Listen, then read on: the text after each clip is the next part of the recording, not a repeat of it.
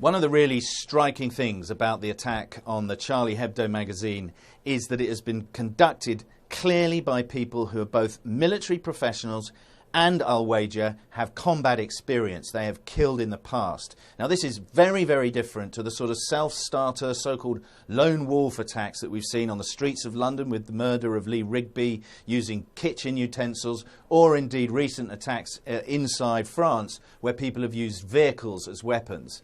This is using old-fashioned infantry tactics to cause mayhem on the streets of Paris. Now, let's have a look at the first piece of video footage.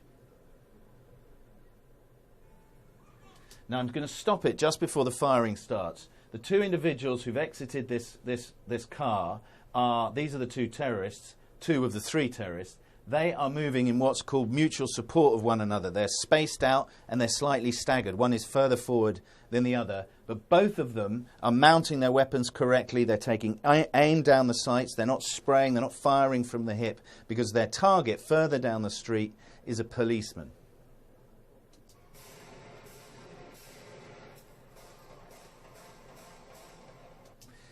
Each one of those shots we just heard has been individually fired off. It's been carefully pulled. That's called an aimed shot. It's not fired on automatic. Again, a sign of professional training. In the heat of the moment, less well-trained people start firing on automatic. They get frightened. They get excited. Their victim is a policeman. We blurred out the image of him. He's lying on the ground. He's got his hands in the air. Now, the two gunmen approach, and this is the striking thing. They, again, are moving in mutual support.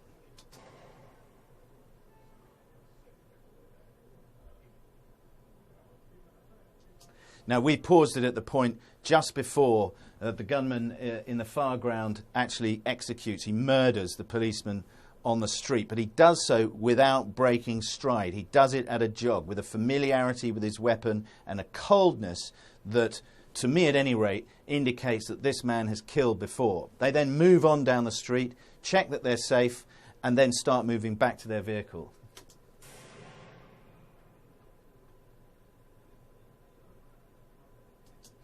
Now there, just in the background, this gunman is making some hand signals saying, that's it, wrap up. That's a signal that in broad terms means regroup, get back to the vehicle. He's signalling to the guy behind him, job done, let's get out of here.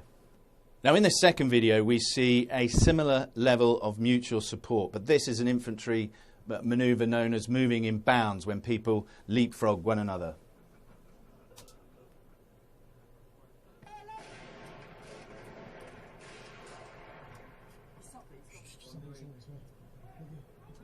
So there we see a gunman at the junction in the street there. He's gone forward. We know from other camera angles that we've looked at that this actually shows the two gunmen moving forward and opening fire at a police car. But at this moment, we have one gunman forward and one is just emerging from next to his car. Now, the first gunman opened fires and then is joined by the second one. The second one is bounding forward in that standard infantry way.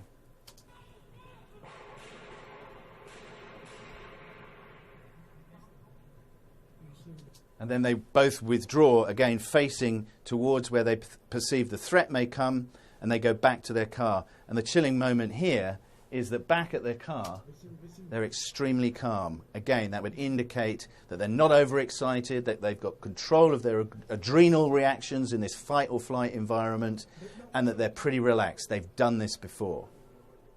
When people are learning to use weapons, especially automatic weapons, they tend to jump around. They've got a big kick and they're a bit frightening. People close their eyes, and so the bullets tend to spray all over the place. It takes a degree of training and a degree of experience to fire accurate shots when under pressure, let alone when faced with combat. In this case, we see a police vehicle that's got a very tight grouping of probably shots fired on double tap. That's when two shots are pulled off almost simultaneously, but after careful aiming. They're all in a very similar area. Now, this may have been at relatively short range, but with an AK-47 that tends to leap in the air, this is a clear indication that somebody has proper weapons training and is confident.